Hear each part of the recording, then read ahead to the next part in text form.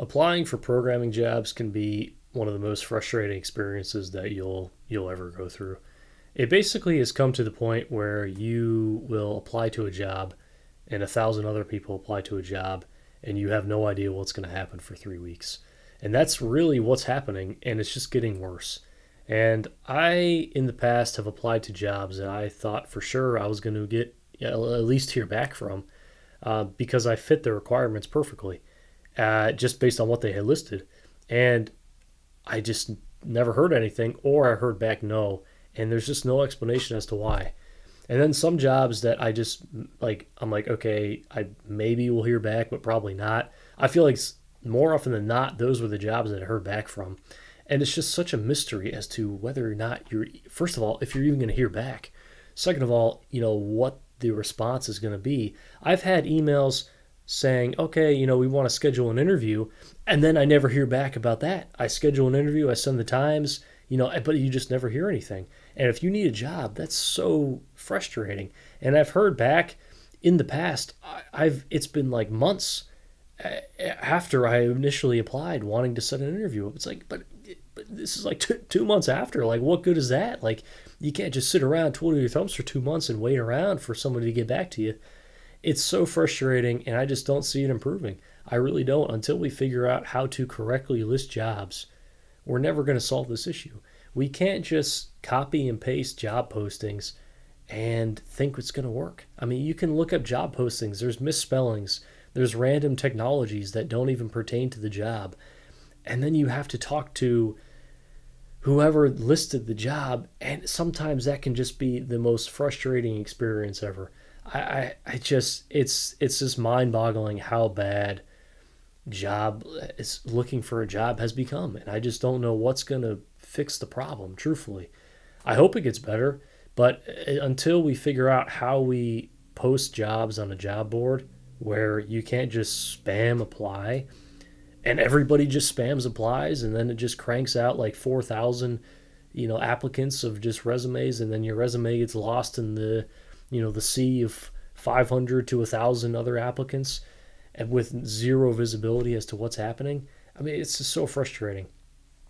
I mean, people used to say that you can walk into a store and shake somebody's hand when you hand them your resume and get a job.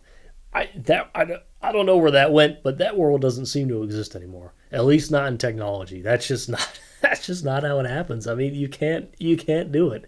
If you go to a career fair, been to many career fairs, you go and walk up to a lot of these employers. The first thing that they would say, oh, you can look online and apply. It's like, but why are you here? Why are you here telling me I have to apply online if you're at, it's just mind boggling. It's very frustrating. But I actually did have a good experience at the career fair one time, and I actually got a part-time job out of the career fair. Now, it wasn't in software engineering, it was a support analyst role, but it really was just running networking cable in buildings. So I don't know if that's a support analyst, but that's what the title was. Um, so I got that. I mean, I guess that worked out. But again, it wasn't software engineering. And to be honest, I just don't know if you can get a software engineering job in person anymore. I just don't think it exists unless you just like know the person who runs the company. I mean, maybe, but I honestly, that's the only way I see it.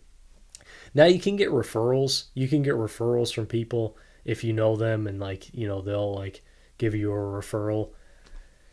But even then, it's just tough. Like referrals. Referrals are a difficult thing to navigate because it's like you can't just give a random person a referral because like if they turn out to be, just crazy, that's gonna come back and say like, why'd you refer them? Like it's just not it's not gonna look good on you to just always be giving referrals out if you don't know the people. That's kind of the difficulty about it. But if you have someone that you genuinely think that is gonna do a good job, giving them a referral at least will get them or should get them the first initial kind of like screening interview, and from that point it's up to the person then. um, but applying for jobs, I mean, it's really reducing down to just sending your resume out and hoping for the best. And I'll be honest, I've never done a cover letter. I just I it's a numbers game. Okay, you have to apply to, I would say, hundreds and hundreds of companies before you get a job, and trying to do 100, 200 cover letters is just not feasible. And unless you just make a super generic cover letter and just copy and paste the company name in there, but at that point it's like, is it even worth it? I just don't think it is. My jobs that I have gotten, I have not done a cover letter, at least not that I can remember. um, I really don't think I have, and it's a time thing, because if the world or the economy was set up in such a way where it's like you could get away with applying to 5 companies, yeah, sure, I'll do 5 cover letters, I'll personalize them, I'll write up a little thing. But that's not the economy we live in today. That's not what's happening. You have to apply to 100 jobs, 200 jobs, and you can't take too long doing that, because you'll never get through all of it. And if you can't sit around and take 2 months to apply to jobs. That's just taking too long. You got to do it quick, because that's what we're facing. If it wasn't that way, I wouldn't be doing that. But when I was looking, I mean, I would just sit for hours and hours. I mean, 2 hours a night just looking through jobs and applying. And that's what I had to do. I'm hearing people having to still do that today. And I trust me, I know the feeling, and it's very frustrating when you just flat out don't hear back. Like, when I was applying for jobs back, um, like, I would say a year and a half ago, I would not hear back from like 80% of the companies, at least. I mean, it might have even been higher. And then you'll hear back from some companies wanting you to schedule an interview.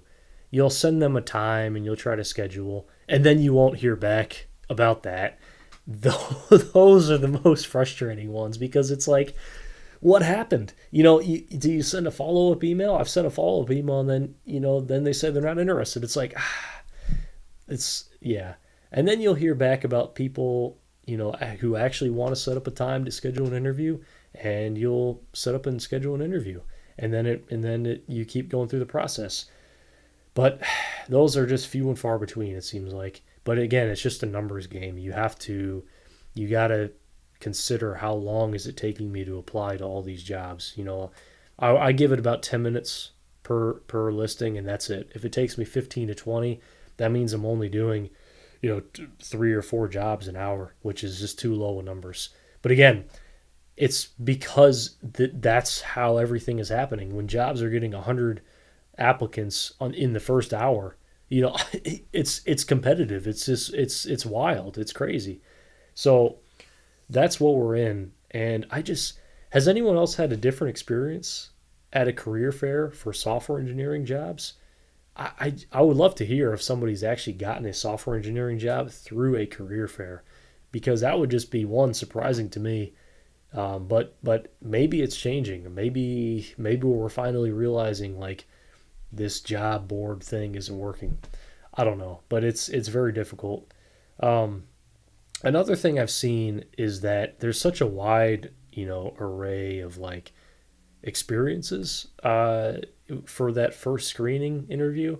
Some of those first screening interviews will be just, an explanation of what the company is, what they do, and a time for you to ask questions, and try to at least begin interviewing them to see if it's the right fit for you. Other times I've just had a scripted response about what the company is, and then it immediately goes into these pre-written out technical questions. And if you don't answer those, you're probably not going to hear back. I've had so many of those experiences. Those can be the pre-scripted technical questions that already have the answer written out, in my opinion, are the most difficult ones, because the person asking you those oftentimes doesn't know what the technologies are, because they're given that list and they're just reading it and reading what you say and matching it up. Those are just, that is very frustrating. And honestly, I just don't think that is a good indicator at all of programming, because somebody can just look up top, programming interview questions before that, memorize that list, and be able to probably answer 80% of the questions that are asked. But yet they don't know the concepts, because they just memorized it and are now regurgitating it during the interview. So I just don't think that that's a good way to measure that. Nor do I think that these interview questions that ask you to write these algorithms are just really a good gauge as to if somebody's going to be successful in software engineering, because that fraction of it is such a small portion of what the job is. And it's just it's frustrating. I always prefer the more open-ended discussion questions, because that's where you really get insight into whether or not somebody knows what they're kind of doing and what their experience has been. If you ask somebody, can you talk about a project that you've worked on? That you can do a lot with that, because you can learn about what they actually did, what technologies they worked with, what problems they encountered, what their responsibility was on that team, and what they would do differently, and what things that they would change looking back on it. And those are the kind of questions that you really can't make up. I mean, I guess you could, but the person asking you that should be able to ask questions and should be able to decipher if you know what you're talking about or not. Um, Now, I can't say that's going to be foolproof. I'm sure it's not, but I think that that's a better gauge than just giving these generic coding tests that just don't really prove skill in software engineering or software development or programming, whatever you want to call it. Now, it's hard because I feel like I've had different experiences applying to jobs. Um, I've had the experience of just submitting information in terms of like your resume, email, and those kind of things.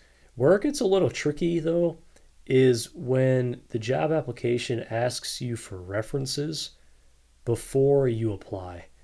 That's always been a little bit of a red flag to me, because you just don't know if you want to put a reference for someplace you don't know anything about.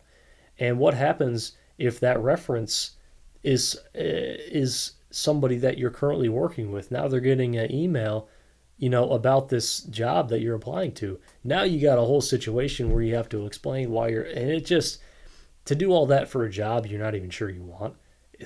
I would just pass. I wouldn't even fill it out, to be honest with you. Um, you'll come across those. I've seen that, and it's a curious layout. It really is. The ones I can understand are the ones that you have already gotten an offer, and then you have to continue and add references. That makes sense, because at least you have something tangible to back up what you're trying to get a reference to. Like, I'm not just going to put a reference down for something I don't even know if the company is even like worthwhile. Like, the important thing about it is you have to interview the company as much as they are interviewing you. Now, I'm not saying that as like a flippant just statement. I really do mean that, because you have to figure out if it's the right fit. If they're using a technology stack that is different than what you're using, you may just not want to do that. If they have some kind of weird like job requirements in terms of like you have to travel, or you have like this, you have to always be working weekends, or these late hours or something like that, you may find that that's not the right fit for you. And those are the kind of questions that you have to ask, because they're probably not going to be told to you, right? You should probably ask those kind of things. And if it makes you uncomfortable about it, I think that you should bring that up and try to negotiate on that, because everything really is negotiable, or at least everything should be open for discussion, because you have to feel comfortable with the job that you're going into, right? Because that's your livelihood. We spend 40 hours a week doing this, and if we don't like it, why are we spending all this time? And I think that looking at it like that, we spend what is it, a third of our life pretty much working. If we don't like what we're doing, that's a lot of time to be doing something, right? Because 40 hours a week is like the minimum, right? That's what we sign up to do. That's a lot of time during the week. You got 120 hours pretty much. And, I don't know, man. That's a lot of time to be doing something that you don't like. But, obviously you're not going to like it all the time. But you should like it at least some of the time. I would think. Um, but I get it. Applying to jobs right now is just nuts. It's insane. I don't see it improving. I don't see it improving until the economy stabilizes a little bit, but really until we figure out, I mean, what we're doing with job postings. I mean, in job listings. I mean, there's just job listings out there that are just so, I mean, just so ridiculous. I mean, just so not quality. I mean, I've seen job postings for junior positions requiring managerial skills. I've seen job postings for junior positions with 4 years experience. I've seen job postings for developer two positions with, I mean, just ridiculous skill. I mean, it's a whole mess, and it just varies so greatly. There's no standardization across the board for what these roles mean and what they encompass. I mean, a full stack developer at one company may not even. I mean that might be something completely different in another company. A full stack developer at one company might mean that you are supposed to be an expert at DevOps, databases, programming, support, uh, you know, having phone calls. I mean, just so many things. But another company might just be, oh, you're actually just working in this one application and that's it. Because we have other teams to do all that stuff. So it really depends. And I think it really depends what you're trying to get in terms of experience and where you're trying to grow. Because if your focus is you want to probably start out with full stack and then probably go into DevOps, that might influence what you decide to work with.